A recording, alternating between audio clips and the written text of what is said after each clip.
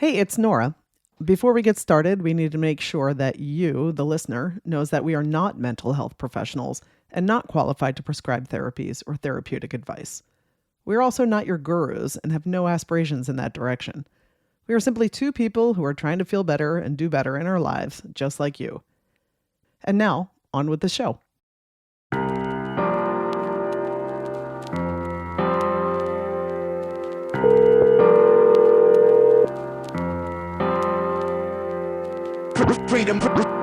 What up, Beardo? Beardo! Not much, my little guppy. How are you? I'm good. You calling about the pre-production meeting? You know that I am. What are we doing? What are we doing with our lives, Nora? Well, I think we've been talking so much in almost every episode about EMDR therapy. Yes. So why not jump into that? Yes! Let's do EMDR this week. I'm into it. I'm gonna call my therapist and see if she can't sit in with us and give us some expert guidance on eye movement desensitization and reprocessing therapy, which we've been going on about, you're right, forever. So let's do that. Yeah. All right. Yeah, it's time, man. It's time. Excellent. Let's get Regina on. It'll be awesome. Right on. Well, I'll see you in the studio on Thursday. We're doing the EMDR episode. Hang tight. We excited. Bye. Later. Freedom over fame. Freedom over fame. The cycle stays the same. In the past several years, EMDR, or eye movement desensitization and reprocessing, has been gaining in popularity as an effective therapy in the treatment of PTSD and anxiety disorders. Rooted in neuroscience, research continues to prove that EMDR is an effective, evidence-based therapy in the treatment of many disorders. And it's no secret that EMDR therapy has greatly benefited Nora and myself. Today on If We Only Knew Then, Nora and I interview licensed clinical social worker Regina Blaine, who also happens to be my therapist. In this interview, we're going to delve into some of the fine print. What is EMDR? Who can benefit most from this type of therapy? What's behind the neuroscience? And does this type of therapy work for everyone? So if you're ready for takeoff, let's go. Freedom over fame. Freedom over fame. The cycle stays the same. Okay, Nora, we have 9 episodes under our belt before this one, and we have been talking a lot about our experience with EMDR without talking too much about the specifics of EMDR itself. And finally, the time has come to do the EMDR episode.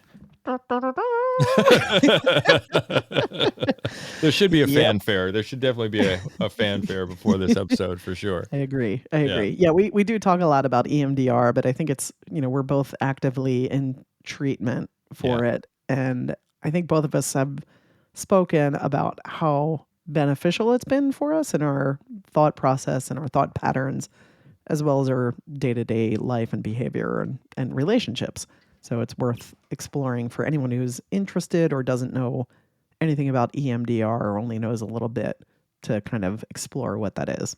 Yeah, for sure. And I was really waiting till we could have an expert on as well, because there's us talking about our experience of EMDR, but then there's EMDR from the therapist point of view, which I think is really valuable for people to understand what the process is. I think people may be resistant to therapy in general because they don't understand what it is, or they've been to a therapist that they didn't like, or something like that. So having Regina on, having her explain how an EMDR session goes, what the order of things that happens is, how your brain stores information and all that stuff. It's so valuable I'm so glad that she was able to be on the show today, because it's going to be so valuable to talk to her about this stuff. For not just, we'll probably learn a lot of things too, but also for the audience who mostly don't have any experience with EMDR, probably. Right. Or maybe have read about it or heard. I know like Prince Harry does it, and I think Sandra Bullock has it. I know Josh Homme from Them Crooked Vultures / I saw some interview where he was talking, he mentioned that he does it. So it's funny when anything gets more popular, I think there's also another built-in resistance to it, because it seems like a fad almost, like a diet or something like that. But this, I guarantee you, y'all, this is not a fad. This is this is something that has worked incredibly well for Nora and myself. And we're very excited to talk about it today with Regina and let you know more about how it actually works, because it does work. That's the thing. Yes, and I will say that I don't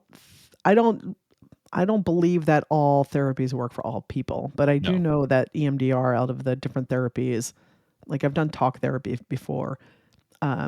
This one just feels like there's it feels like it's delivering, right? Like Yes. talk therapy, I've talked stuff, but I'm already aware. Yeah. And EMDR has let me connect a lot more things that I was not, I was not aware of. So I have a question for you, Paul. Yes.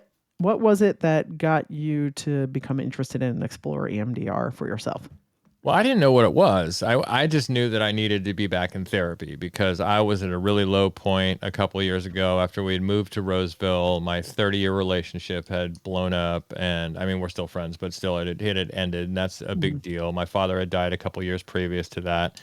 And, we all had been dealing with the pandemic as well and lockdown and all that stuff. So it's just, I got to a point where it was just, there was so much in my head and I was having a real hard time with it. And I thought, well, I'll sign up for talk therapy. I knew I didn't want to be on, I was depressed, but I knew I didn't want to be back on, SSRIs or anything like that, like I was before. And so I thought I'd try talk therapy again. Luckily, I just happened into Regina, who was like, also a talk therapist, but, she's a social worker. But she said, well, have you heard of this EMDR thing? Nope. And we did our first session and I went, this is it. This is the thing. This is the thing that's going to make the difference. I can feel it already, Yeah. How about you, Nora? It's interesting. It's like, first off, it's like we both had the trauma turduckens. Yeah. Trauma turduckens. I love it. For me, my dad, well, my in-laws passed away. My father-in-law passed away after a bout with he was sick for a little while where he had Parkinson's and dementia, early onset dementia. Yeah. And so, that was like, by proxy, I was helping my husband with that and my brother-in-law and my, at the time living mother-in-law. And then I was diagnosed with cancer, went through that shit show. And, I was trying to be more aware of like, okay, I know I went through some real shit with that diagnosis. So I was like, okay, keep tabs on that because that could show up. Yeah, right. That traumatic experience can show up in different ways. So I was trying to, pay attention to that. And then we moved. My dad was in the midst of his dementia diagnosis. That was 13 years of that. So that was like hard. That's a long time. And then, with the pandemic, the world stuff, right? And the pandemic alone is, traumatic in ways that we're not aware of yet because we're still in it. Yeah. And then my mother-in-law died in the midst of that. And it's just like kind of rapid fire midlife shit. And so I had friends pass away, but really, I mentioned this in the episode, but really I had started going to talk therapy in the midst of this by a friend of mine who had recommended her talk therapist that was also had ovarian cancer. She has passed on, unfortunately, my friend Sam. And when I knew the talk therapy wasn't really doing it for me, because I remember my therapist, this is not my most shining moment, but my therapist had like repeated back to me, like, what I'm hearing is that you have some very valid anger. And I think my knee jerk response when I think I went, you think? Yeah. And I remember her face kind of like this like moment of like, ooh. And I felt in myself like, oh, Nora, that was probably not the kindest thing. And so I just knew that wasn't working for me. And I started looking up the like more therapies that were rooted in neuroscience. And, EMDR came up, and my cousin had actually gone through some EMDR therapy for a bunch of stuff that he was going through. And I reached out to him to say, like, how did you like it? What was your experience? And he was like, it changed my life for the better.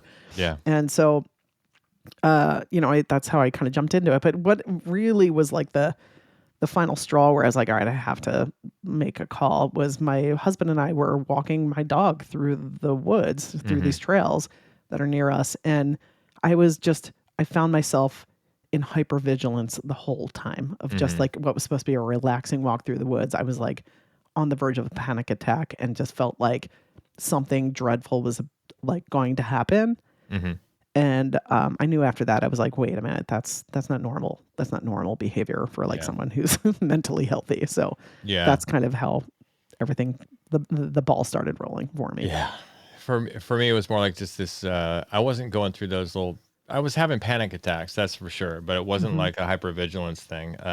But there were quite a few panic attacks happening, but it was more just like this, I could really feel the weight of everything on Mm-hmm. me, that Yeah. got there. So Yeah. thank goodness I found EMDR sort of by accident. And now, I not to be a total evangelist about it all the time, but I kind of am, because it's having sort of treatment resistant depression, Mm-hmm. and treatment resistant anxiety. Like, this is the thing, I'm telling you, man, at least for me, Yeah. this is the thing that did the breakthrough, and Yeah. has kept me, pretty even keeled for the past few years, having done this Yeah. therapy. So I'm very excited to share it with the folks today. Yeah. Same. It's gonna All be right. great. And Regina is awesome. She's I'm incredible. really stoked that we got to talk to her. So Let's get to it. yeah, let's get to it. Okay. All right, it's time to welcome our first guest to the show. Our first guest ever on the show. Regina Blaine is a trauma-focused therapist who is trained in EMDR, CBT, mindfulness, and a list of other evidence-based interventions. Regina has extensive experience working with several demographics, including BIPOC, LGBTQIA, and therapists. Regina provides non-judgmental and accepting therapy that is a safe space to feel and explore all emotions with the goal of healing. And she also happens to be my therapist. Welcome, Regina. Thanks for coming to the show. Yay! Hi, Hooray. hola. Awesome. Glad Well, to be we here. have Thanks for been- having me. Absolutely. Thank you for Oh, coming. man, we're psyched to really have you. excited to have you. Mhm. We have been talking on our other episodes about, and sideline of EMDR. It just pops up so much. And I'm sure some of our listeners are like, could you just do the episode on EMDR? Because you talk about it all the time. So we're really excited that you're here to talk about EMDR, that we have an expert in the house. And we can also talk about our own experiences with it at the same time. So before we get into the EMDR part, I wanted to talk a little bit about, I want to explore a little bit about trauma, because that's how, EMDR is great it has been great for me and for Nora, dealing with our trauma, our suppressed trauma from childhood, our undealt with trauma. I just wanted to, And what's that? adulthood. And adulthood. Yes, And I'm adult. sorry. Yes, our Right. continual trauma through our whole lives. Right, Yes. right. But I Yes. just wanted to sort of put trauma in a little box so people could, because I don't think really people understand what trauma is. Could you just tell us a little bit, like, what is trauma? How can you identify it in yourself? And does everybody have it? So, a lot of people do minimize trauma that has happened to them. Many people do compare themselves to others, like macro things that are happening, what's happening in the Middle East, what's happening in Sudan, Congo, stuff like that. What you heard happened on the news, what your cousin went through. So it wasn't quite like that. So it must not be trauma. That's not how trauma works. It's not based on the event itself or even the intensity of the event. One person can be slapped and that's trauma, and another person can be attacked by a bear and that wasn't traumatic.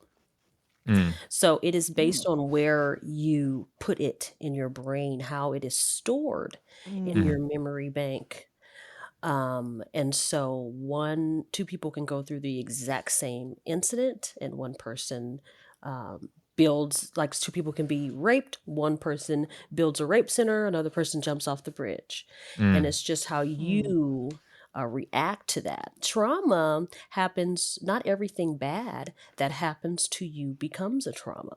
It only becomes a trauma when you do not process it at all, or you do not process it correctly. You put it in the wrong category in your brain.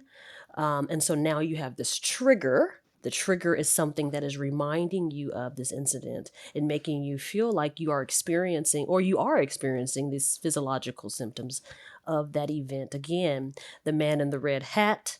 Now I feel my heart beating faster. I think I can't breathe. I see a man in a red hat.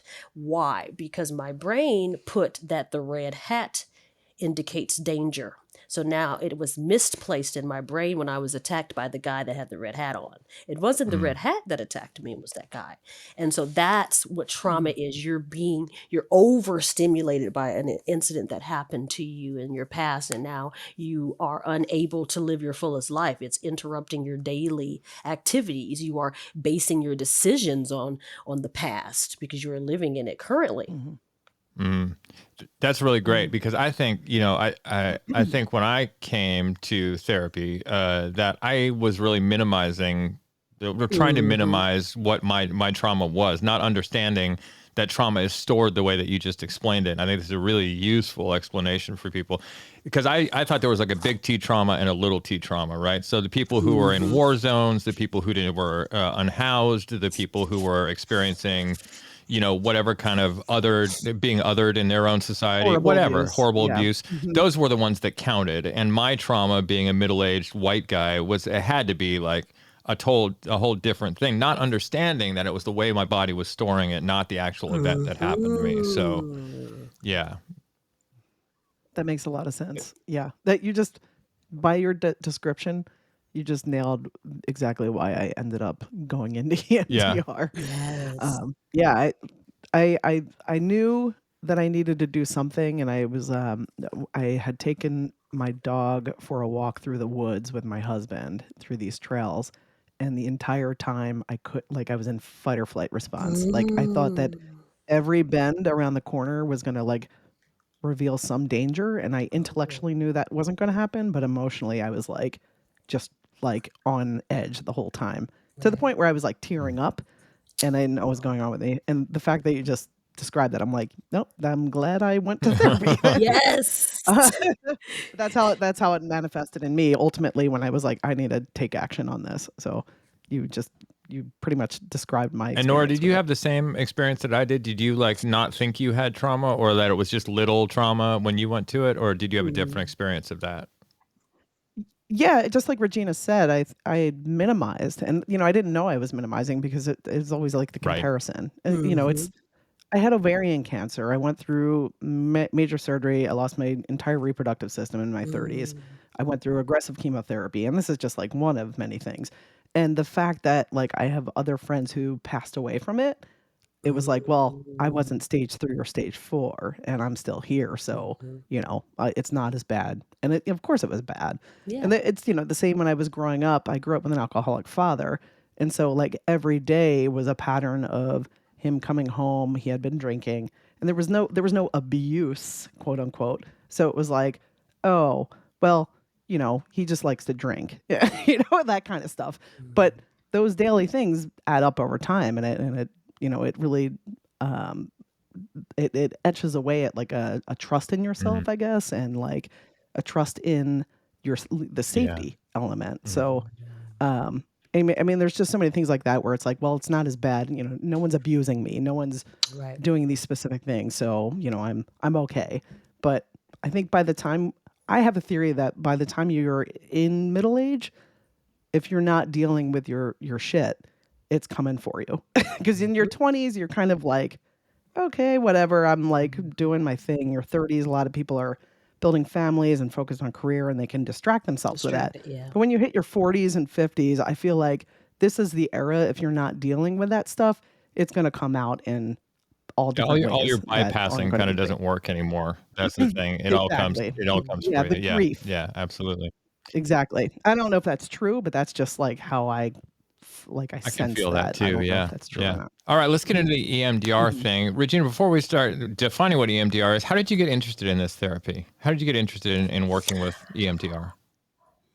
So I'd read about it and heard about it, and I saw the emphasis that clinicians I looked up to were putting on it, people that I respected. And then I saw how much it costs to get trained in it. Hmm. And I'm like, oh, costs this much, huh? Then I got the opportunity to because I was supervising interns, so it just so happened that I was able to do it for free. Nice. The agency that I was That's supervising awesome. interns for, of course, wanted them trained and wanted their supervisor to know what the heck was going on. So I got trained too by default. And the first day of training, they make you do EMDR on each other, Mm. and Mhm. Oh OMG, yeah. I What felt happened? it. I became Yeah, a I was about to say, can you believer. expand on that? Huh. Oh yeah, I felt it. I became a believer, and Huh. I actually had physiological changes. I actually felt the different things you're supposed to feel in real time, Wow. and nothing Mm. has ever done that before. In real time, Mhm. You have changes. That was in in this little makeshift group where we're just learning how to do it. Yeah. And if you just Yeah. follow instructions, you have some kind of change. I became a believer then. Wow. Yeah, it feels like It witchcraft, does. doesn't It it? is. Yeah. It does. It Yeah. does. Yeah. It Yeah. I does. had the same thing. That's Um, how it got sold on. I remember our very first session, we did EMDR, and I was like, oh crap, this is a different animal. Because I had been to talk therapy before. I mhm. had been to a psychiatrist who prescribed me things. I had been to a lot of different therapists with talk therapy. Nothing had the breakthrough potential that I felt even in the first appointment with EMDR. Amazing. Yeah. Yeah. I had a somewhat similar, at least with like the first, active session with like the tapping on the shoulder sort of thing. And this was Yeah. during the pandemic. So it's, it was all Cool. through Zoom. But I'll say that I had done talk therapy before and it was good, but I wanted something. I got interested in EMDR because of the neuroscience of it and the Hmm. research on it. And I was like, this is really intriguing. And so when I found my current therapist, um, we went through it and I have been like telling so many different friends about like how it's improved my life so much. And my friend started EMDR and her therapist, the way that she described it, I thought was excellent, was that other therapies often feel like putting like dressing a wound where EMDR Mm, is like Mm. surgery. And I was yeah. like, that is a great Yeah. way to explain Removing it, that tumor. at least from like my experience. Yeah, exactly. Exactly. All right, let's talk about how it came about. Actually, let's talk about how EMDR came about a little bit. Mhm. Is there a History. brief history of EMDR you can Hmm. give us? Yeah. Like Well, how did? yeah. So, Dr. Francine Shapiro, like psychologist, PhD. She actually discovered it by accident. She'd been very upset about an incident that just happened, or a discussion that just happened. So she went and sat by the pond to watch the ducks, and realized that dramatically her perception of what just happened had altered. And so, how psychologists are. That's why I was showing you the difference between psychologists and social workers. They're very into the brain and they're very observant. They're always observing their observances and their like Observing metacognition their all the time. observances. Yeah, that's them. That's them. I like it. So she right away was like, "What just happened? Something happened to me." And she realized that she had been looking back and forth. She had been doing the bilateral stimulation back forth with the eye movement, watching the ducks. Mm. So went into more of that deepness, and so that was 1987. Um, Wow. and then they started the first controlled treatment outcome study on PTSD in 1989. So it's pretty Mm. old. It's older than we think. And that was just EMD. Mm-hmm. That's how it started off, as just EMD. And that's the desensitization of the effects of the spontaneous eye movements. Mm-hmm. And so with the R added to that, that's the reprocessing as well. So that started to happen in 1990. They started to also Mm. reprocess. And there's history And what? I'm sorry. showing What is? Can I that just get you to expand on that? What's the difference between EMD and EMDR? What's the reprocessing part of it? you're just adding that extra step of reprocessing the event, not just it being, we're just desensitizing you to the event, like with PTSD, Uh-huh. like with just making you have less of those physiological reactions, but also giving you the resources and the new perspectives as well that are helpful. Gotcha. So the reprocessing part is what we do and Added. going back into the feeling of that time and then Right. doing the Yeah. EMD part from there. I gotcha. Gotcha. Right. So can you explain what Because bilateral? Oh, so go ahead. No, I was just going to ask the Yeah. same Can thing. you explain what bilateral getting stimulation in there. in neuroscience means? Yeah. So, Stickhold in 2002 suggested that eye movement produces a repetitive redirecting of attention, inducing a neurobiological state similar to REM sleep. So, think that's back and forth, Okay. that back and forth. Mhm. That's the processing that is suggested that is happening in the bilateral stimulation, because it has that same effect. And during that time, you are processing what happened to you, and it's like you put your credit card in and it doesn't go through. So now we're going to manually input what should have already been happening, what your brain should have already been doing, that bilateral stimulation. And I then I'd love like to that. stand on my little and then I have my own theory that during the time that this became that trauma, you probably weren't sleeping well and you probably didn't hit that REM sleep. And that might be what's really helping people to process things that could have been traumas, like, oh, these bad things happened to me, but they weren't a trauma. You might have been able to get that real sleep. I haven't found a study on that, but that's been my understanding when I am seeing my own people, my own little secret research on that is what I've noticed. That's interesting. That's really, really interesting. I just wanted to add for the listeners, I don't know that we've explained what the EM and EMDR stands for. That's eye movement. I think we jumped into, yes, exactly. So eye movement desensitization. There you go. Get it. Reprocessing. Correct. You got it. Yep. All right. I just wanted what it is. for the listeners, just to clarify that. Anyway, I'm sorry to interrupt you, Regina. Perfect. Well, see, with that added R, not only are we doing what is that going back to trying to induce that neurobiological state, similar to REM sleep, but increasing the access to less dominant associations that may result in integration of disturbing memories. So you may have this trauma that is this thing that's triggering you right now, but it's really connected to a cluster of events or themes that can also be reprocessed in the act of just doing this one event. There are times where you get the domino effect, where you come in with, I got these 3 things, and then we work on one thing, and then the other 2 things are no longer a part of the list. It's like, oh, no, that kind of just went out in the wash. I've definitely had that happen to me in our sessions before. We've talked well. about that. Yeah, it's just like, oh, now that's not a problem either. Oh, okay. You know, but I found this. Like when I've done the but I found this. Yeah, I found exactly. this thing. That's exactly what's happening. It's like things come up and other things dissipate. It's kind of like playing whack-a-mole. So funny, right?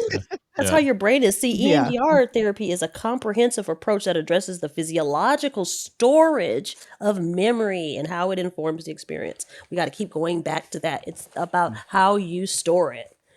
Wow. Yeah. That's really, really cool. Can you explain bilateral stimulation in like the neuroscience of it, like how that works in layman's terms? That is calling on both sides of your brain. That is needed in reprocessing all events that happen to you, everything that happens to you. That's why sleep is so important, and that is back forth. Eye movement is very important. That's also a way to activate your vagus nerve, which is another very important aspect when it comes to trauma and holding trauma and reprocessing trauma and resetting your brain and putting everything where it's supposed to go. That back and forth eye movement, looking to one side and the next, one side the next.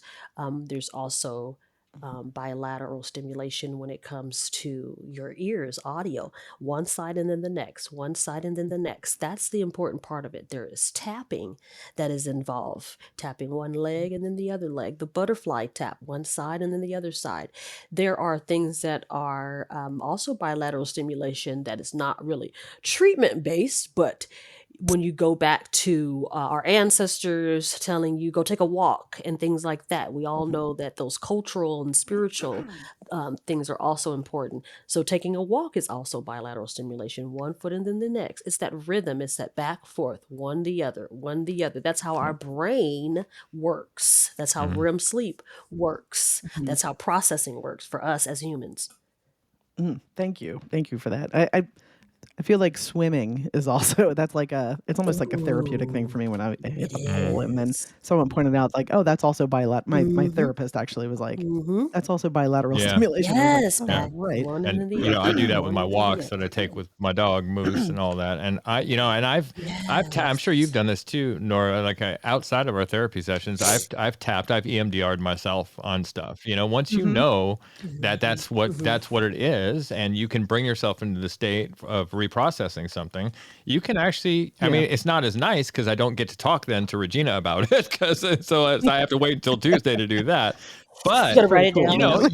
you can get yourself out of some places, when you do it to yourself. And I will also add that my therapist had also let me know that if there's like something like good kind of Yes. processing that you're Yes. in or that you're thinking about, you can Yes. also do the slow tapping to kind of like lock it Mm. Exactly. in so Yes. that like the Yes. The neurons will mindfulness. connect with that, and Yes. you yeah, exactly. So you can kind of increase it's like upping the if you're playing a video game and you're like, I don't know, grab something that like ups your ante with it. Wow. Yeah, no, It really actually, helps with that's that. how the Safe Calm place works. When we install Mm, resources, which we are supposed to do before processing that event, that traumatic event for you, is to install resources. mhm. And we're taking your Safe Calm Yep. place, some great place in your head that you've been to or haven't been to, and we are making it more accessible to you. You're able to grab it Mhm. quicker and easier,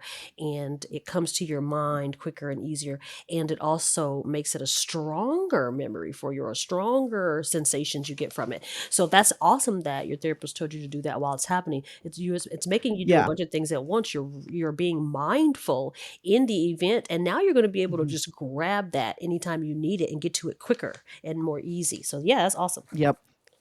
For the Go Yeah, ahead. my place is Paynes Bay in Barbados in the Caribbean floating Oh there. That's where my I yes. go to. I'm like, "All right, I'm floating in the Caribbean. It's Yeah. awesome." So for Sorry, Paul, I for didn't the mean to listeners, my first session with Regina, the first thing we did in the session was we established this safe place.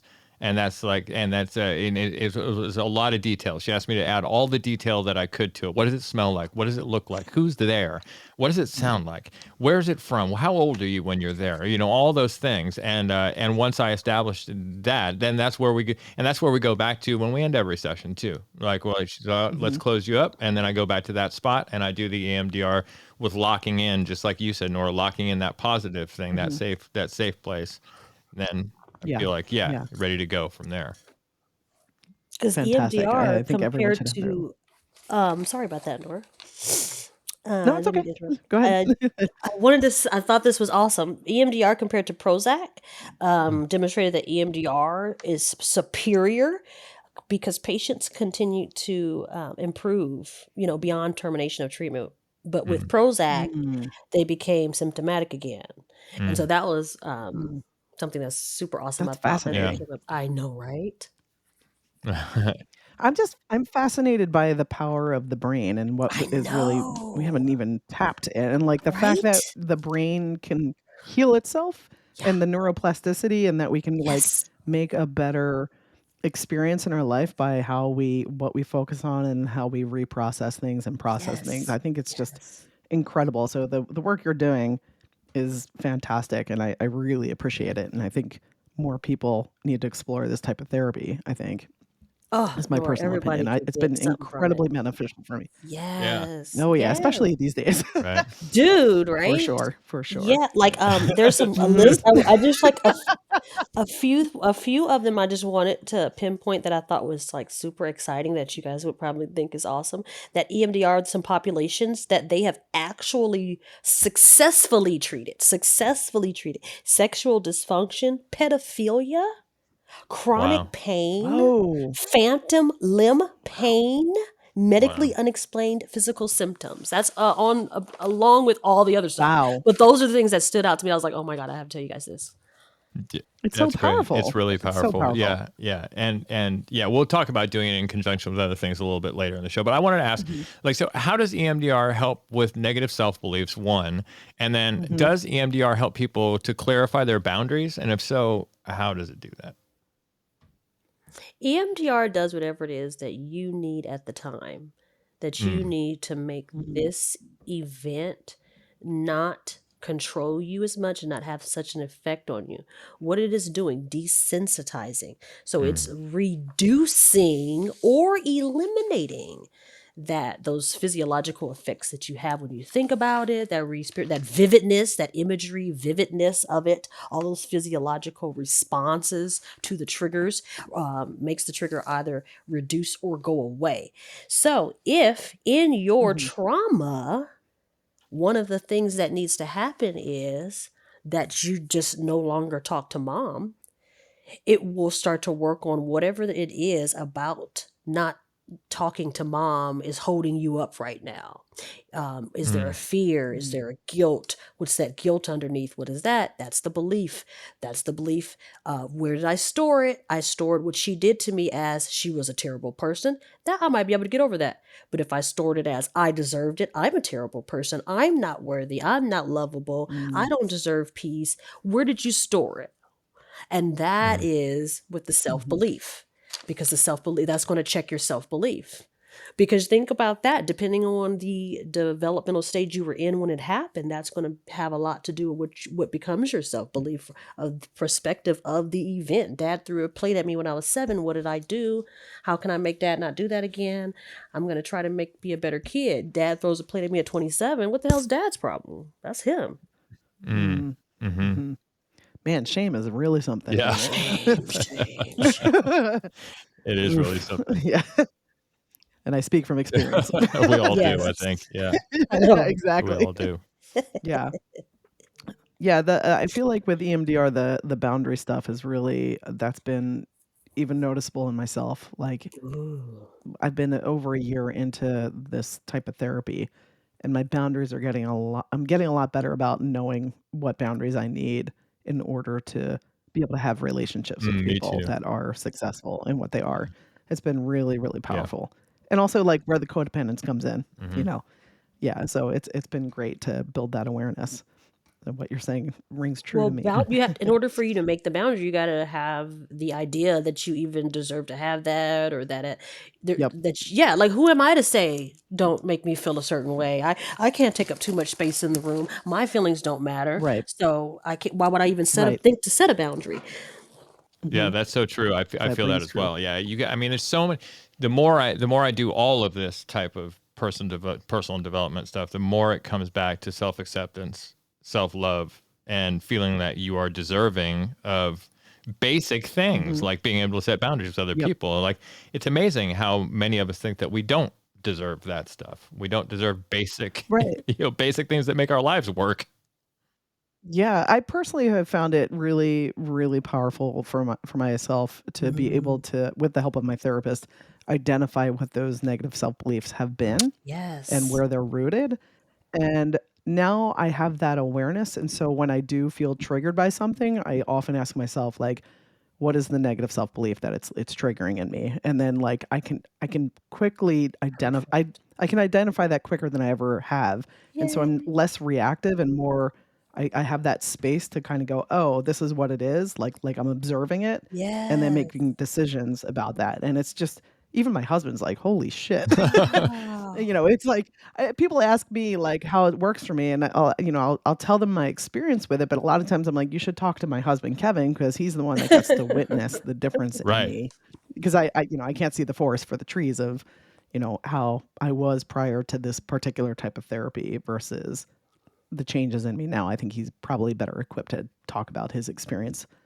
Not that I was like laying into my husband, but It does sound like that. more into my Oh, you should brothers. ask my husband about that because No, you should ask my husband because he's witnessed like how I he's around my Right. family who triggers me the most because they know me the longest Everyone. and they know all the hot buttons, right? Exactly. So yeah, it's been really powerful to identify the negative self-beliefs that I've kind of like developed over time and change those. Really, is identify it and then go, wait, no, I can take care of myself. I can take care of my own needs. I can do these things, and it's been really powerful in that regard. very good. Me Well, too. Nora, Same thing. Yeah. well, that makes sense because your brain is doing all the processing. Keep that in mind. It's not any external thing, it's an internal thing. So basically, your Yep. brain, you're going, hey, this is bugging me. Your brain goes, oh, that doesn't even go there. Oh, this goes over here. This goes here. Okay, it's been there the whole time. Oh, you're right. It's been there the whole time. And you don't even notice sometimes what the change in EMDR. And a Yeah. lot of people won't even attribute it to EMDR. They'll just go, nope, I'm just better now. Nope, it just happened because the brain that's Yeah. in charge said, nope, it's been there all the time. It was just in the wrong spot. I moved it. We're good now.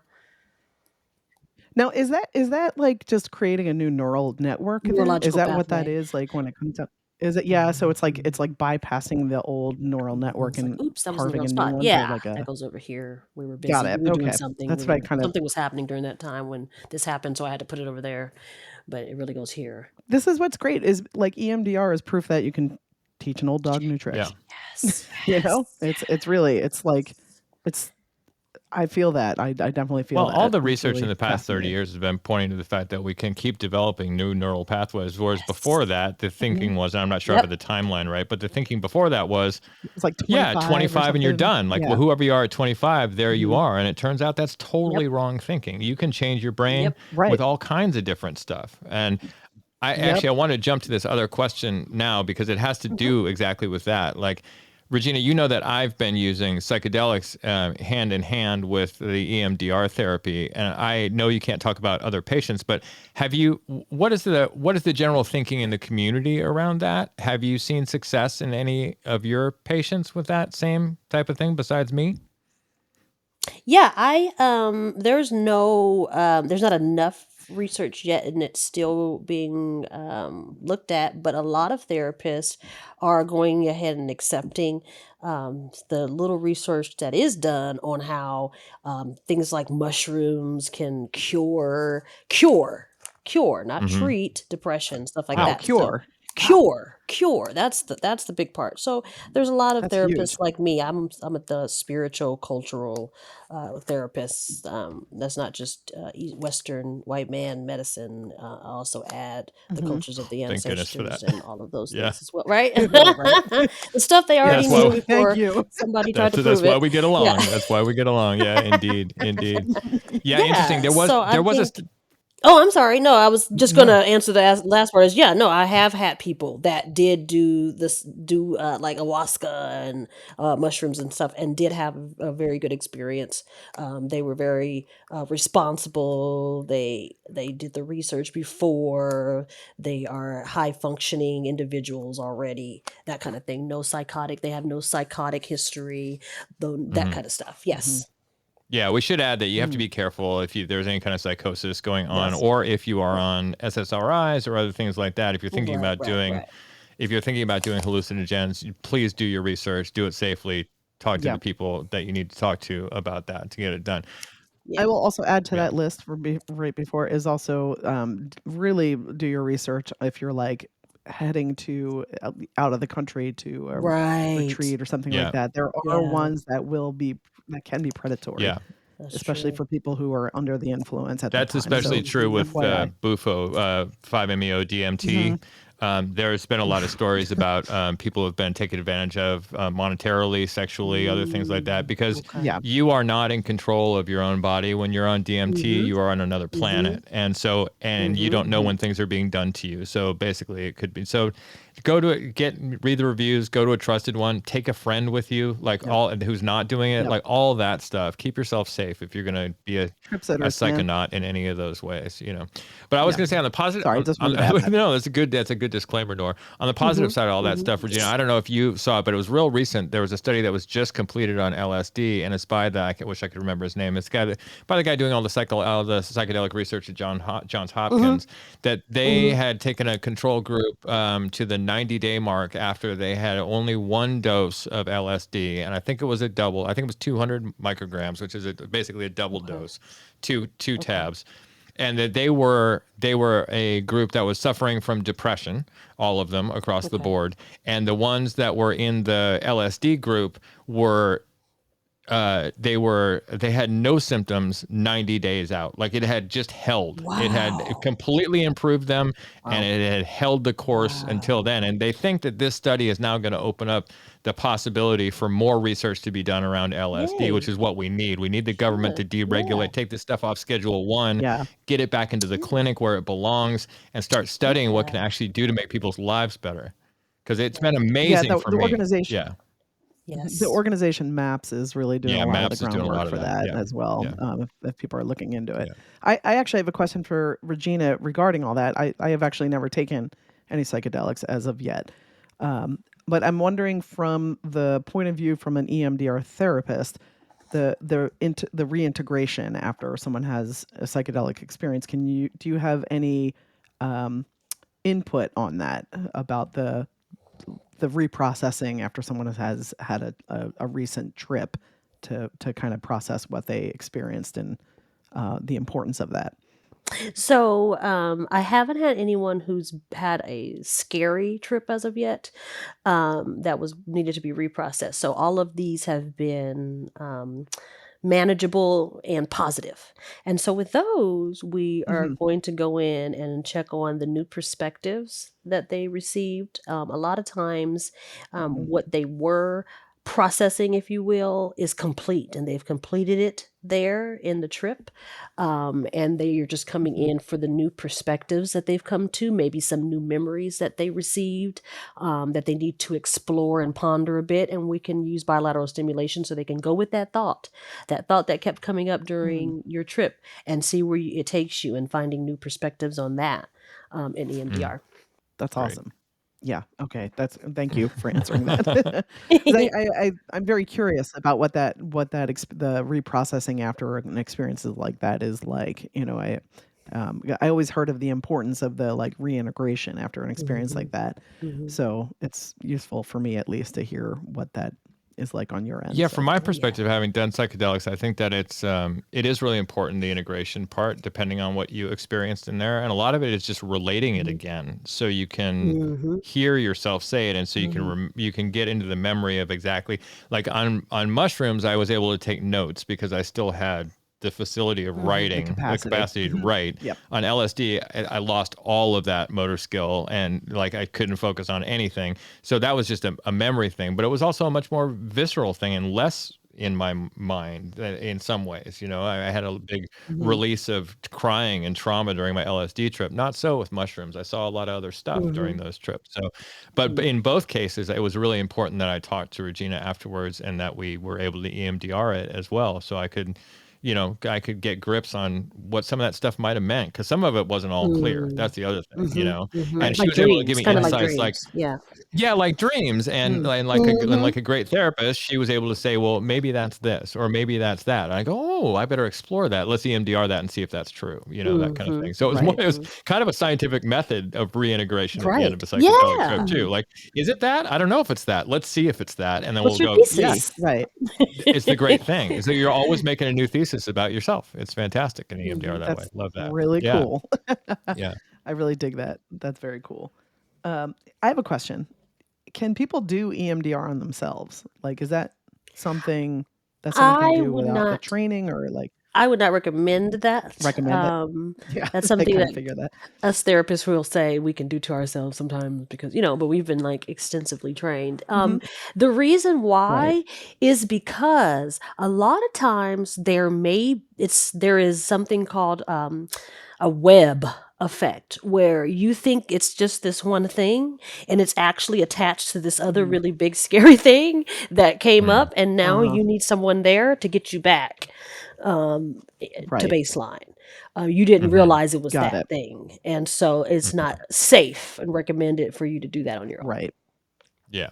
I That makes got you. sense. That I mean, totally I do did talk about doing it on myself before, but this is not like Right. I'm not usually doing it for some kind of huge trauma. I'm usually doing it in the Trauma. moment to Right. see like to kind of Right. like what Nora Trying to said about yeah. checking in on, oh, what's my limiting thought here? Let's Mhm. check it out. Okay, I feel less Mhm. Right. than. Yeah. Let's do a little bit of EMDR and see if I can get to that feeling. It's never Mhm. like I don't know why I don't like my parents or something like that. Okay, let's do it. Yeah. So I'm going Let's to do some EMDR. EMDR in the park.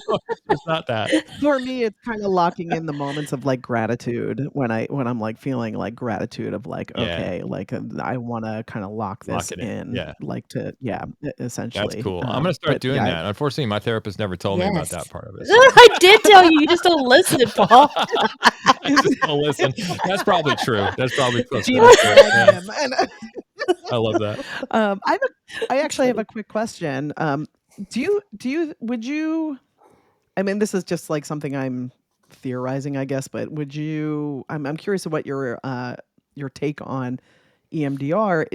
Is it a lot of just bringing the subconscious to the conscious? Is that what it really is about, or do you think it's something far Totally, deeper it's than all that? subconscious. Your body keeps Mhm, score. You can mhm, reprocess things and never even know what you reprocessed. My mentor mm, talks about a time where she saw a guy who had a fender bender and had such a dramatic response to it, or traumatic response to it, where no one was hurt. The airbags didn't even deploy, but he could no longer drive, and it seemed like an extreme response. So he EMDR'd it. They got to the part where it was the body scan at the end, where you check your body, see if there's any body sensations that are still tingling or something going on. He had a tingling on his lip, his upper lip. They reprocessed the upper lip, and then he got this memory of him flying through the windshield and then it going black, which did not Wow. happen. Did not make sense. Reprocessed it anyway. That's why we do that anyway. Even if something doesn't Right. quite make sense, we'll go with the memory. Just go with it. Whatever it is, just go with it and just reprocess. Go with it. You might never know what it is. Mhm.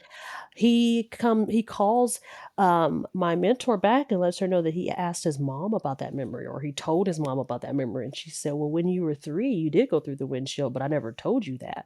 Now, what if he hadn't had mom to Wow. ask, or didn't think to ask mom, or just Right. didn't think to say, anything about his tingling? We probably never would have gotten to that real root cause of why it triggered him so much, having that fender bender. Yeah.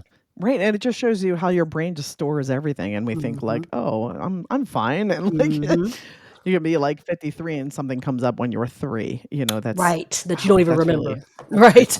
exactly. It's just stored away and filed away somewhere in your I was brain. going to add Yep. too that one of the greatest things about EMDR that I love as well is that you don't even have to. It's not like a who done it, right? It's not like I'm Right. going to go back. I'm going to go back into my childhood, Inspector Clouseau, and I'm going to explore With the, what my mom said to me on May 9th of 1946. No, it's not that. It's not that. It's like you Great just- accent, by the way. Thanks. You just get the feeling in your body, and sometimes you don't even need to know what it was. Don't even know. It's Don't even just gone. True.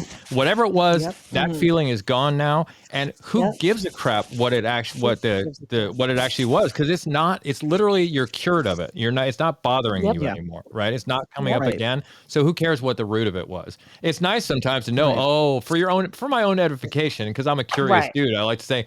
That's Right. exactly where I got that. Oh, now I understand myself a little bit more. But sometimes stuff goes away, and I'm just as happy to see it go, as I am to figure out why it was there, right? Yeah. Yeah, no, I get that. I realized that like with just through EMDR that I have been dealing with some hum of anxiety like for as long as I can think back, and I just thought that was the norm. Like to me, it didn't even register as anxiety. It was just my norm, and I thought everyone just kind of operated. Postmodernism. Yeah. Right, exactly. Well, kind of Yeah, is. yeah.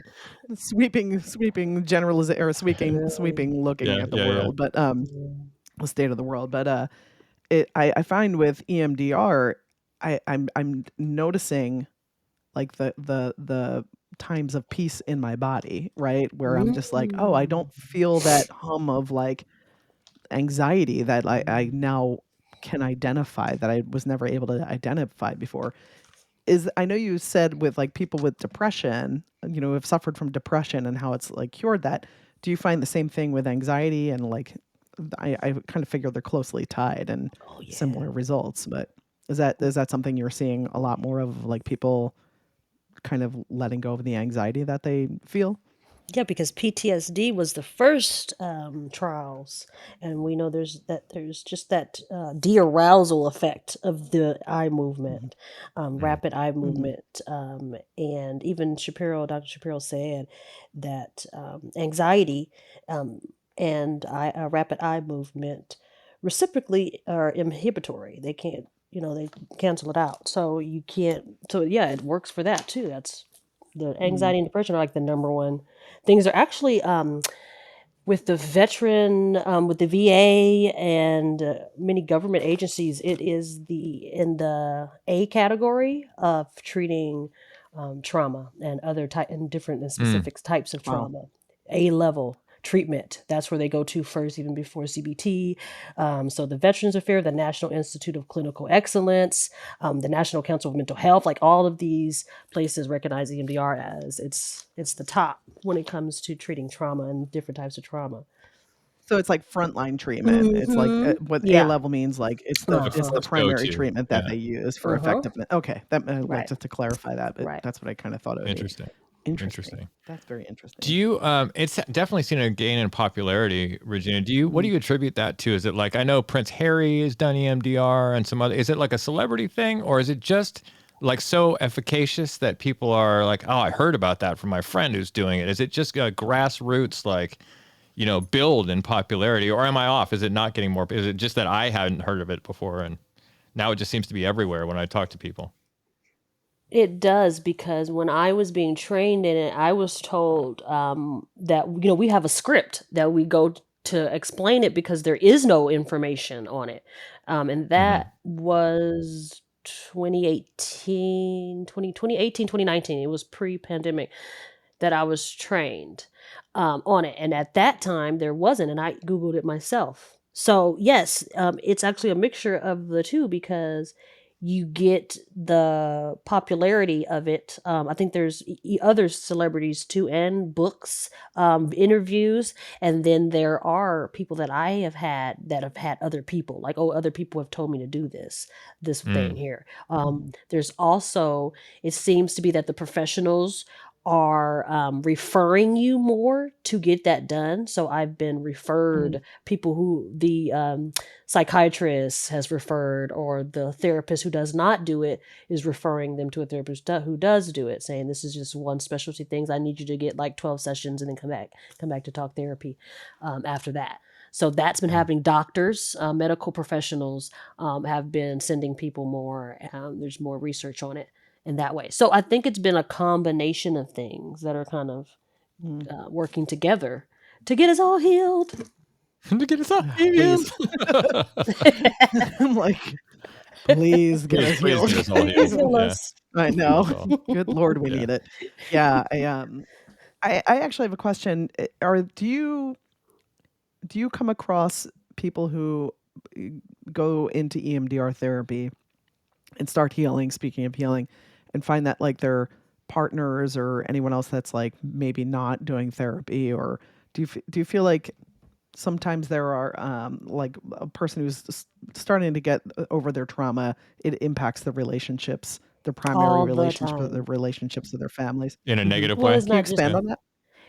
Well, okay, so therapy, period, that's one thing that is a disclaimer that most therapists will tell you in the beginning, in the introduction, is that therapy can cause it will cause a change, a disruption in the system.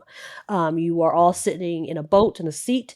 You go into therapy, makes you realize you don't want to sit in this seat anymore. You stand up. Everybody has to change. No one can stay where they are. So people are going to experience change that they don't want to experience, just because you are no longer playing your part. You are no longer feeding in. You are no longer responding the way you did before. Any kind of change in you is going to disrupt the system. So in any kind of therapy, talk therapy, EMDR, any kind, you are going to experience that change in the system. With EMDR, it's like a concentrated, just quicker. The change is quicker, and it's probably more dynamic and impulsive. Not impulsive, but intensified. And so because you can change perspectives in that moment, opposed to slowly over time. This is in that moment. Like when you leave session, you no longer feel that way. You no longer think that way. So you go home, and whoever's at home is like, what is this? Who are you? And so it could have whatever effect it has. Right. I find I'm wondering if there are people who are considering like therapy but are afraid of that change in their relationships, and what that what going through therapy means, because it just, like you said, it like kind of rocks the boat. It does. It will. That's why we do a disclaimer in the beginning. That's why. Yeah. It totally. It can totally cause that, and it will. It's uncomfortable. It's uncomfortable for everyone. There's change. Our interpersonal relationships are different now. I no longer see you the way I did before. We communicate differently now. I accept different now. I And have even set our relationships boundaries to ourselves. to yourself. That's where it And our starts relationships to first. ourselves. That's why you set those Yeah, boundaries. That's why you exactly. have changed your reaction to the person now, because of that interrelationship. Nora, your therapist, I think, has one of my favorite things that you told me, which is sick people don't like it when you get well. Yeah. which is Yeah, like exactly. I think of that all the time, man. When people are like, "What are you talking about?" or "What are you doing over there?" or what's Paul doing now?" Mhm, Sick people don't like it when mhm. you get well, and Well, you're gonna lose some of those people in your life. Yeah. and I'll add too, for a lot of, if you find yourself in that position, then it's that person, they were in love, or they liked the projection they had of you and not Yeah. you, right? So it's kind of like trimming the fat Mm-hmm. out of you. It's culling, Yeah. essentially, like, of who gets to be in your interpersonal space and who is just projecting what they want or need from you. And when you don't show up in the same way of like fulfilling the needs, their immediate needs in the way that they need from you, then, again, like Paul, you would say, that's a them That's a problem. them problem. That's a them That's a problem. them And problem. there's a It really and is. it's not a, there's no there's not you don't have to you can do this in a kind and loving way by Mhm. the effective use of boundaries, right? It's like Absolutely. I can't be out to dinner, a whole long dinner with you anymore and listen to you go on about Right. whatever. I mean, it's just like it's not I got to protect my own sense doors first of all. I'm a sensitive Protect your person. peace. I Yep. protect my peace first and foremost. I can't let all that stuff in, or like we can't watch the news together because I'm not going to watch the Mhm. news the way I'm not going to consume that anymore the way I did before. Things like that. Well, Yeah. yeah. Speaking of that, with the boundaries thing about all this, it's like my relationship even to like the media I consume has changed. So it's exactly like that, and for the better for Hmm. me, because I'm not engaging with all of the. I'm aware of the news, and but I'm not so impacted and like Mhm. constantly engaging with the news where it's like, so I mean, it doesn't even have to be a person. It can just be how you relate to the world around you, that can really benefit your mental health in that regard. Yeah. Well, Go. but I wanted to add something to boundaries. Boundaries is your effort. It's your effort to keep that person in your life. That is what it is, because Mm, the versus is we no longer talk again. You're gone. So when Hmm. you start to set boundaries, that's you attempting to, okay, I want this relationship to work. How can we make it work? What are the rules now? We need new rules so that we can stay in each other's lives the most that we can. And so that's what boundaries do for ooh, I you. like that. I like that a lot because I always think of boundaries as like, okay, I got to block out Mhm. stuff, but no, that's really like you can come in, but it has Mhm. to be through this door, Mhm. not through the window. Yeah. You know, Yes. Yeah, I like that a lot I like too. I that. mean, I'll add that probably with some people you do need to cut them off, depending on how Yeah, toxic they are Yeah. in your life, right? Or what's totally. happening. But Totally. I find the majority in my life, I just need to set better boundaries all the time, and then Yeah. and Mhm. who's in charge of that? I'm in charge of that, right? I mean, Yeah. Mhm. if somebody's not respecting my invisible boundary that I haven't told them, then I got nobody to Right. blame but me, right? I mean, that's the thing. Exactly. Right. So I got to be Right. clear on that and set those things.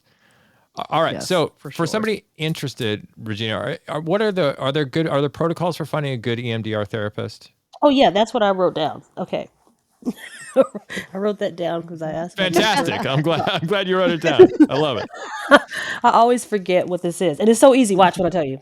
Okay, so go Okay. to emdr.com. That's one. And Perfect. then Easy. It's see not how I even can remember .org. that? They're just like, we're I wrote it making down. money, everybody. No, Let's do no, it. no. And then the other one is EMDRIA. That was the one I forget. Uh-huh. .org. That's where Okay. you're going to go and find a certified EMDR therapist. That does not mean that you can't find a good therapist that does EMDR that's not certified. The only reason that I say this is because there are people who don't do all of the steps the way EMDR certified people do, and the steps are to do the resource installation first. And when I hear horror stories, because there are horror stories of people like, I didn't like EMDR, it had me all upset and traumatized, it's because you did the processing of the event without having the installation of the resource so that you can then be grounded. And I've heard that has happened in the Mhm. past. So I would say to Alma is a good resource, alma.com, for therapists that have been trained in EMDR.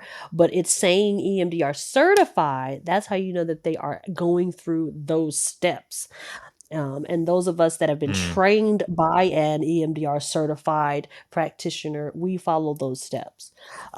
With EMDR certified, the Mhm. difference is not only do you get the one-on-one supervision, and you get the group supervision and consultation, as well as those specific trainings. And it's a very long training that we go through. So Mhm.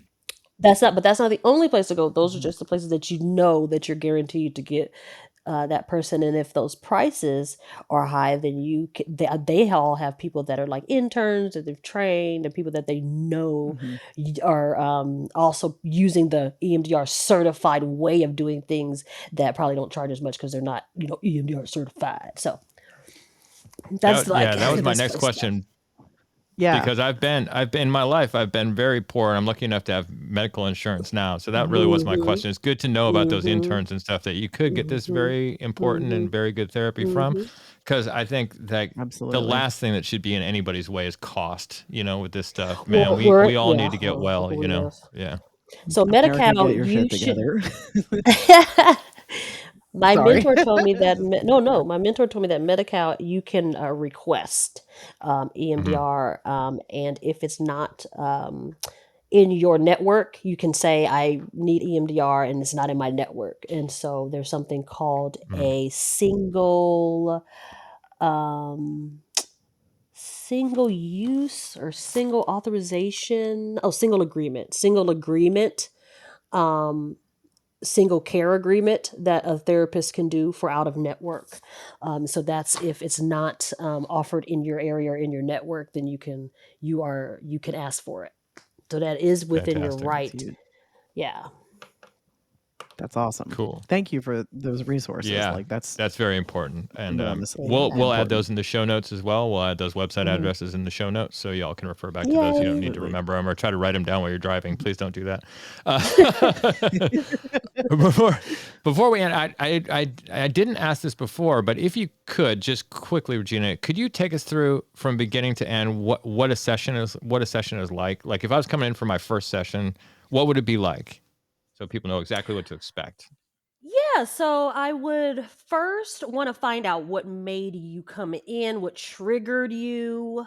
And because you were triggered by this event, is this the event we're going to focus on? Is this going to be the target?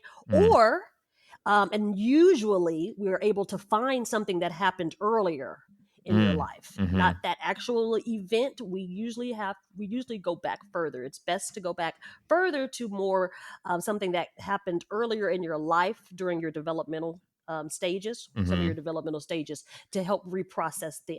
Uh-huh. So I after see. we So does pick, that happen like in a pre meeting, like before we actually go into yeah, the like EMDR part, like a consultation. consultation type thing? You kind of Yeah. get broad strokes of what's going on with the patient hmm and then hmm decide at what point to, dive into the Right. treatment. Okay, great. Right. What's next?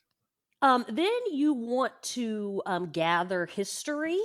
Okay. So we will get the history of your life, like a timeline. Mm, The timeline is something that we want you to just tell me these events that happened in your life that were significant, not necessarily all bad, okay. good, or in the middle. Just So what you do meant a something. timeline. Yeah. Yeah, you do a timeline. It's your narrative. You tell me how it went, and you just say, you don't get deep into it. You just say, when I was 3, my dad was shot. When I Mm-hmm. was 8, I moved to California. When I was 9, right? We don't really Yeah. get into it. We just kind of get a timeline going.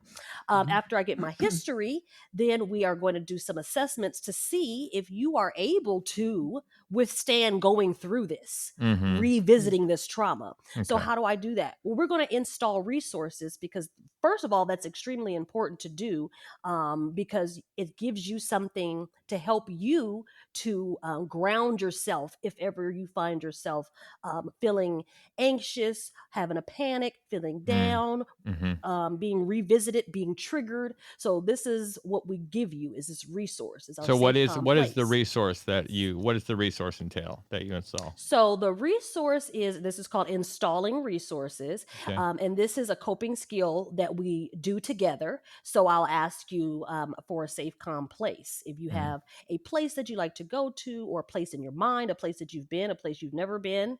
And if you cannot come up with that, that's okay. I have other ways to guide you into relaxation.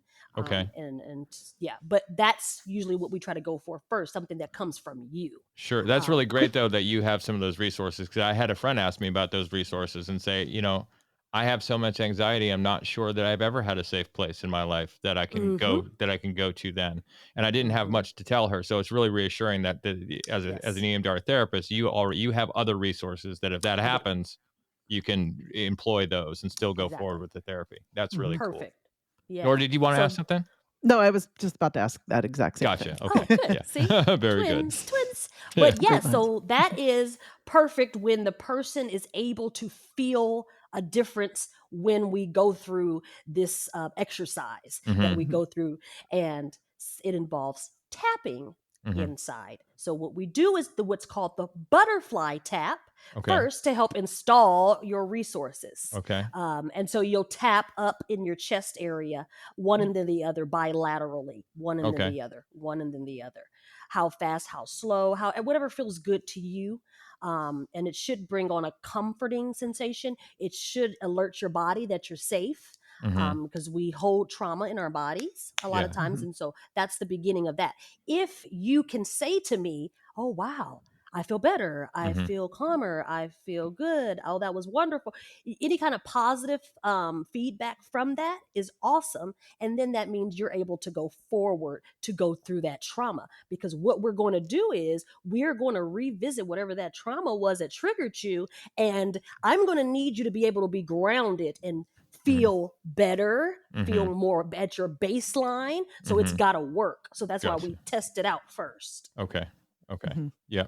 Yeah. And are we thinking, when we're doing that, installing the resources, we as patients, are we thinking about any certain thing besides just the place and all the things about the place? Like, is there anything else? It's just the good. It's only, this is your good, very helpful session. This is the session you don't have to worry about going down the traumatic memories. This is all good. So you're going to feel good the whole session. Good vibes only. Unless, and that's why we do this, something comes up that you didn't realize was in that safe, calm place. Then you're like, oh, wait, I forgot I was molested there. And so now we have to pull out. Well, that's why we test it first. We go through it and see if it works first, so that when we do go and have to reprocess those traumas, you're able to ground yourself and come back out of it. So it's about the installation of those resources is about finding that place, and then the tapping is sort of locking it in. Is that what you in the neural network? In the neural network, it's sort of a way to lock in that place, to lock in that feeling. So the next time you tap, you can then access that same place. Yes. Okay. We do a few things. We do the tapping. You can go to the place itself. We also have a word that we associate with it. So sometimes you're in the car, you can't tap. You could just say the word and have that same reaction. Interesting. Yeah, very cool. So when we get to the actual part where we're going to engage in EMDR therapy to start dealing with our trauma in there, what does that look like in terms of the therapy when we're doing the bilateral stuff? Or is there another element to it as well that you need to speak to? So I was originally shown how to do, or taught how to do EMDR by using my hand and just going back and forth with my hand, and have you follow my hand back and forth with your eyes. More or less like a hypnologist. Just follow the finger. Yeah, got it. Yeah. Follow the finger. I think back in the day, because it's actually, it's older than most people think it is. Yeah. So 80s. back in the 90s, I think some people would use pens or pencils. Okay.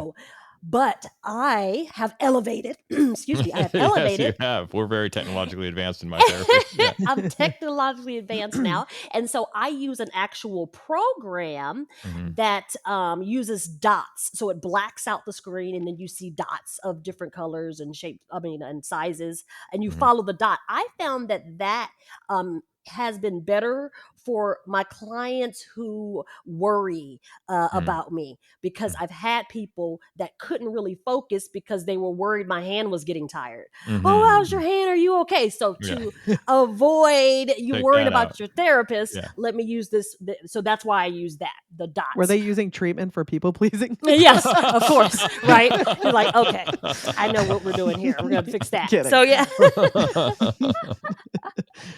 Love that. I have experienced in my sessions, I do all them through Zoom, because I think when I started, it was during the pandemic, or at least like close to it.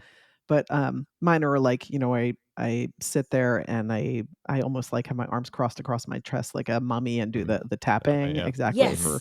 and then I've had the audio as well, like with the Yes. headphones, where it's like a back and forth between each ear. Yes, it's perfect. And that's all what we do that in combination with the dots in my therapy as well. So I'm Yes. watching the dots on the screen, and then I'm also listening to whatever audio is in the headphones, going back and forth in sync with that while I watch that. Yeah. So, but the instruction usually for me is like, we'll be in a session, Regina, and we'll do a little bit of talking before anything else, right? And I'll be talking about what's going on with me, and I'll hit on something like that, and Regina will go, wait, hold on to that, hold on to that, hold on to that. Okay, you're 7. I want you to be in that spot when you're 7. Like, what does that feel like? Okay, and then we're gonna go ahead. We'll do the dots, right? And usually something from that. So we try to find something Regina always finds something at first that she thinks I should probably focus on. Like, oh, that's probably something in there, And I say, okay, let me think about that. And then we do the dot thing. And usually by the end of that, I have some kind of answer about what's going on. Either that, or sometimes it had been like, I don't know what it was, but it's not there anymore. And she's like, good, let's go on. I mean, because that's one of the magic things about EMDR. Sometimes you don't have to do any work around it. It was just, if it was small enough, or if you were ready enough, it goes. Right. Is that accurate, Regina?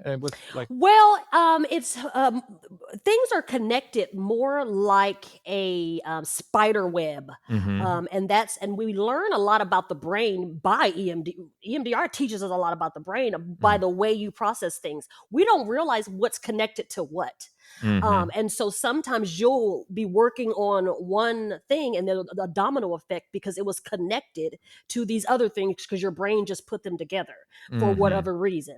So so you can clear out some things without even know what you cleared out because you were focusing on one thing. What I will get a lot is, hey, I want to work on these 3 things that happened to me, these 3 traumas. And I have that list. We work on the first one. The other 2 are gone. So that it happens like that.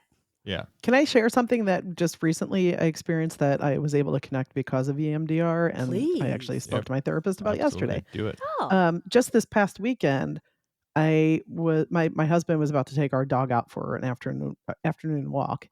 And I like, it felt seemingly out of nowhere. I just had this like anxiety wave come over me. And I just in my head had this thing where I was like almost felt like a premonition that he and my dog were going to get hit by a car on their walk. And I was like, what is this? And I started to like have a little bit of like an anxiety, not quite an attack, but I grabbed him and I told him, I was like, I'm having this like anxiety issue and this is what's going on. And I just want to tell you this, like, just so that you can look out, but also I'm not sure what this is about. And he was like, okay.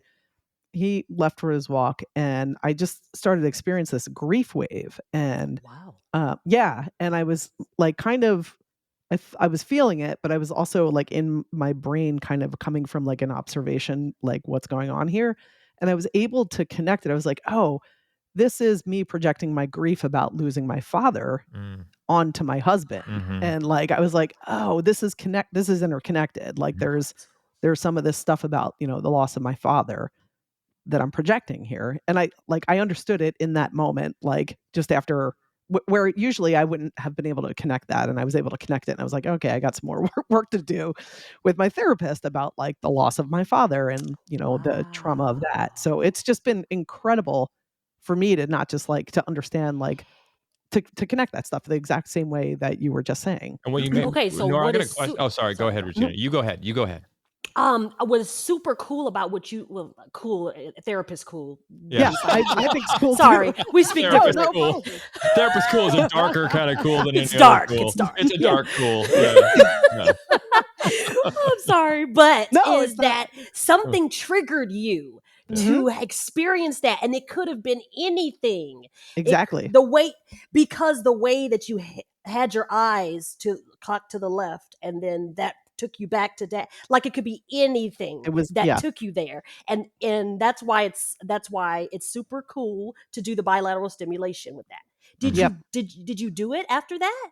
No, not yet, but that's like something my therapist and I were Okay. talking about. You And guys we are actually gonna work on explored a it. little more. And there was something recent that just came up as well, where I went to visit my mom at her apartment, and she had this box of photos that I'd never seen before of my dad from like the 50s, like where he was in the army and he had been drafted, and all these other like really cool photos that were like just really bringing me back. And I think that was also part of it. But there was a photo that I'd always heard about. My dad had, he was one of 11, and 3 of his siblings passed away. One when they were a baby, another I think like at birth, and his one brother that he was probably the closest in age to, and in relationship to, when he was around 12 or 13, his brother had passed away from a bone sarcoma. And it was like I'd always kind of heard the stories about him. It would have been my Uncle Joe. But I'd never seen him because it was so long ago. They didn't really have many pictures. But one of the pictures was my grandfather holding what would have been my Uncle Joe, who was probably like 9 years old. And I think he was very sick at that time, which is why my grandfather was holding him, meeting an Olympian. And I actually had like a face to the name now. And it was like, and I think like the intergenerational trauma is also a part of like the loss thing that like I was projecting onto my husband. And so like this just gives us more stuff to dive into. Like I said, I'm keeping my therapist in paid well. Yay! Yeah, it's just interesting how all these things are connected, and like I'm seeing that more now. And I used to think like hear about intergenerational trauma, and I was always kind of like is that really a thing? Yeah. And then and now I'm like, oh, I fully get it is very much a thing. Yes. Yeah. Very much so. Yeah. Anyway, I just wanted to add that. No, that's really cool. I like how, and Nora, when you like, when you're, I don't know about you, but for me now, when I'm making those connections, because those connections are way more apparent to me too, having gone through this process, I feel a little bit better in the moment, even if the trauma's not gone. At least having made the connection, I think, oh, okay, that's what it is. Now at least I've identified. Yeah, at least you've identified something to work on, right? Yes. And that is a great relief, because you're like, okay, now at least the enemy is in front of me, or whatever. Not the enemy, but you know what I mean. Yeah, the any kind of challenge is in front insight of me. you get. Yeah. Now, at the end of a session, what happens? So that's what we've done in this session. What do we do? What do we do to close it up? So that's why it's super important to have that grounding, that safe, calm place, some kind of thing that is going to get you back to baseline. That's the point, is get you back to baseline. So we'll leave enough room to ground you, to close you up, is what I like to say. Yeah. And so we will tap if I feel like you should be tapping, or you could just do the bilateral eye, or you could just do the sound. Some people close their eyes and just listen to the sound. Perfect. Like whatever combination of bilateral stimulation you need to do to get you back to baseline with that safe, calm place. I also have other ways to get you to baseline.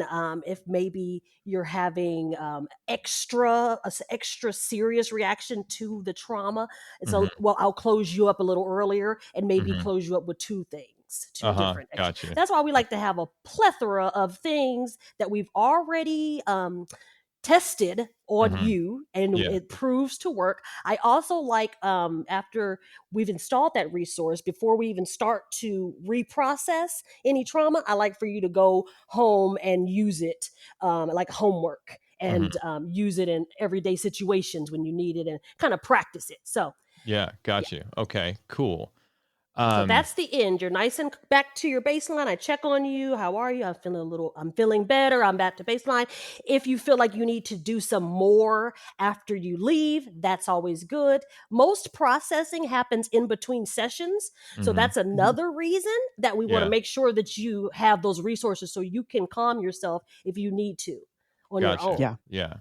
Yeah, that's one thing that I have to always remember after I do an EMDR session with my therapist, is typically, she always reminds me that like you might have some issues sleeping, or like the next few days, or just feel drained, or any of that. And I do definitely, I have noticed that after I do an EMDR session, excuse me, that quite often it's like my brain is just processing. It's like I have all these things to talk about with my husband and like start interconnecting things. And then like I'll go to bed and it's just like my brain is like, just keeps going. And I'm like, oh my God.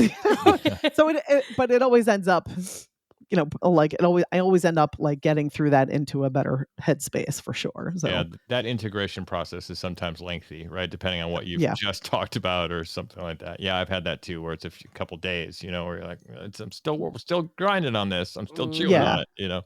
I also want to add for anyone listening that hasn't done EMDR and that is like curious of how this process works. At least in my experience, my therapist is more of a guide than they are like talking to me about these things. So when Mhm. we do an EMDR session, we'll pick like a specific experience that I've had and kind of go into it. When I go into it, I'm tapping my shoulders and she's not saying anything. She's just there.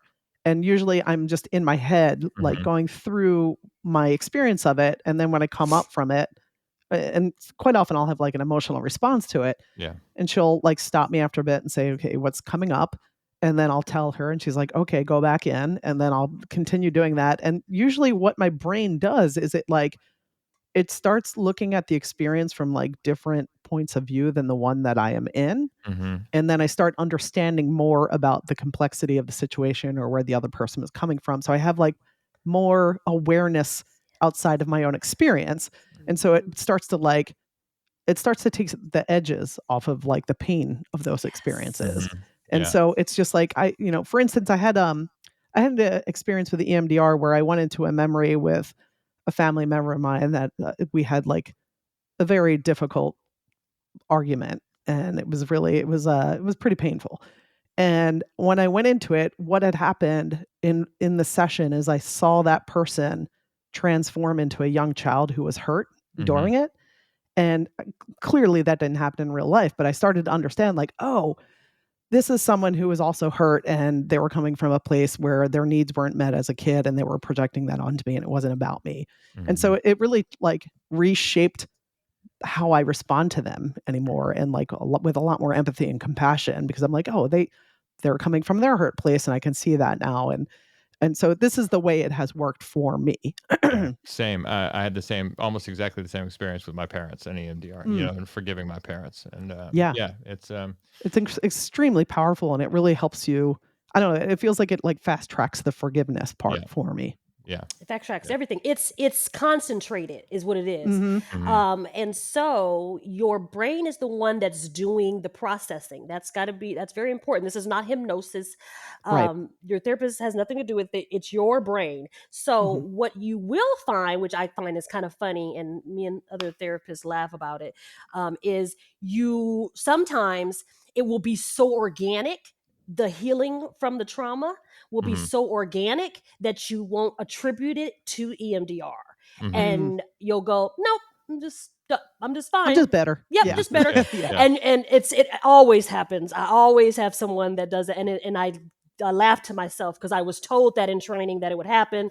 And Yep. when it happens, it's funny to me. So I'm like, this is obvious. Like, dude, you don't remember like literally 30 minutes ago?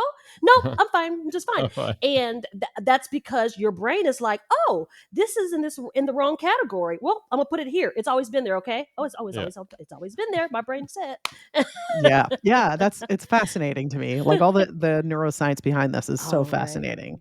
yeah. And we only know a little bit of it, right? And we just Oh keep yeah. exploring it. It just keeps getting Hmm. more intricate of how well, just how intricate our brains are and powerful Yeah. they really are. I mean, on one hand, it's nice to understand stuff from a logical point of view. On the other hand, it's just nice to have something that works. I Yeah, For and me, also know. it's it's just like, oh I my goodness, know. I really don't need to understand all of it. I'm just so happy that it Mhm. works on me. I can't tell you how happy I am. Right, and that's the thing is, like, it's really interesting to move something from the emotional, like, I can know something logically, but not feel it emotionally, Yeah, right? And so yeah. it's really interesting how EMDR, at least for me, has integrated the logic into the emotional part. Like, it's Mhm. connected the emotional part of the brain to the logic part, so it's not only experiencing it from like the emotional part that it kind of Yeah. got stuck in. Yes. Yes. You know, it's like it's moved it the memory or whatever it is to the like it's connected it to the logic part. So you're like, oh, okay, I don't have to just like freak out every time I'm triggered by something or Yeah. That's exactly it.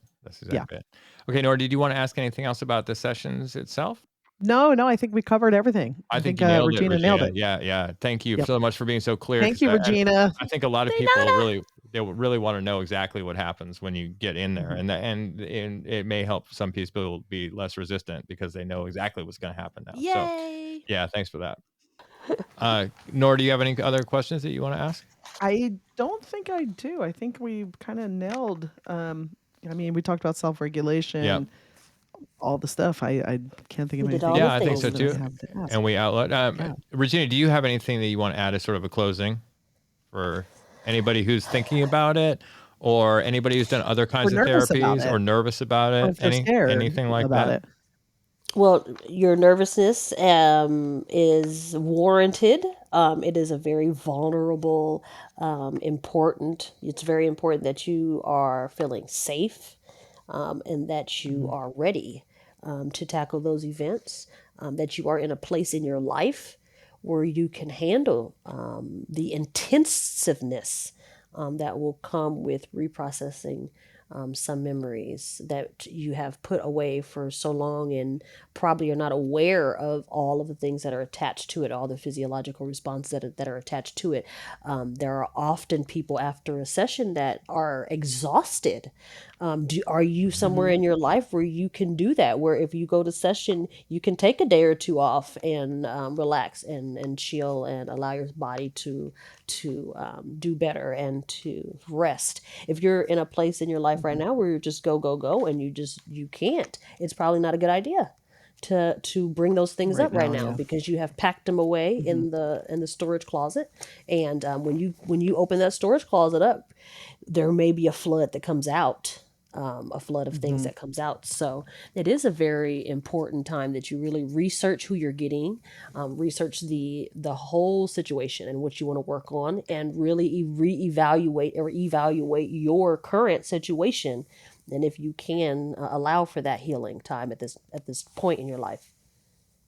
That's fantastic. Yeah, that's great advice. I would just only add to that too, that you don't have to stay with one therapist. I got so lucky with this one. I'm never letting you go, Same. Regina. You're gonna like, I don't care if you retire. I have your phone number and your email, so I'm staying with you. However, I have We had. Gen Xers are keeping all the therapists Yeah. in, like, Yeah. we're just basically going to fund you because we have a lot to deal with. Gen X is going to send Fast. all your kids are going to college off Gen X. That's what I'm saying. Don't worry. Any school you want, we're all here. We're here just throwing money at the therapist. Like, But in all seriousness, though, I mean, I have had therapists that I've fired in the past. Just because I'm like, well, that Same. person doesn't get me, or they're burned out, or it's just not a vibe, or whatever. You don't have to have a reason.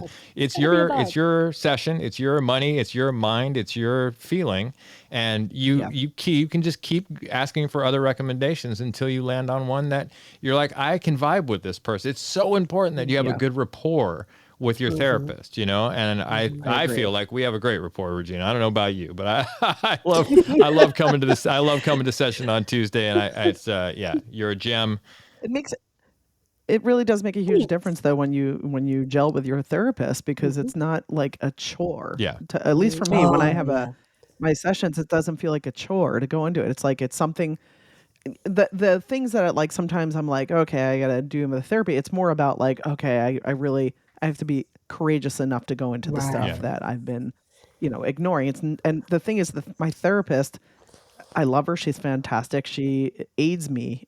She's like a friend that's like guiding me through. And I want to say for the listeners too, it's not necessarily that the therapist is healing you or curing. They're just helping you Yeah. on the path to cure yourself. Yeah. Yeah. You do Is it. really You're what doing it the is. work. Yeah. Yeah, exactly. Yeah. Exactly. So I think that's. But to have a guy, Paul, I love- but to have a guide on that path is great. I mean, to have a Gandalf, spiritual I mean, I guide. got to throw I got to throw the ring in the volcano. But to have Gandalf not there, being like, pass. yeah, dealing with dragons and stuff, it really helps. Yeah. You got to have a really Gandalf does. on the quest, right? And like, I love sorry. that. That's the That's a perfect shirt. analogy. Make Yeah. a shirt. Exactly. Sorry, Regina. I only came up with that because you're a long flowing white beard. I'm sorry about that. Just came to my mind. Just came to my mind as an analogy right there. That makes sense.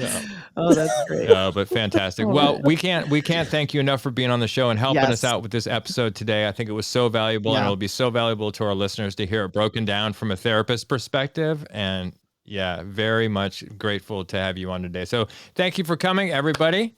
Yeah.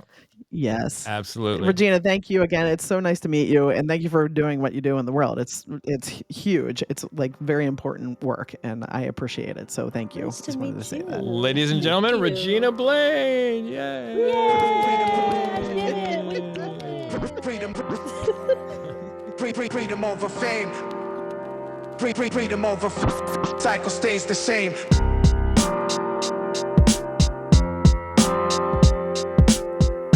If you'd like to get in touch with us about anything you've heard on the show, you can drop us an email at ifweonlyknewthenpod@gmail.com.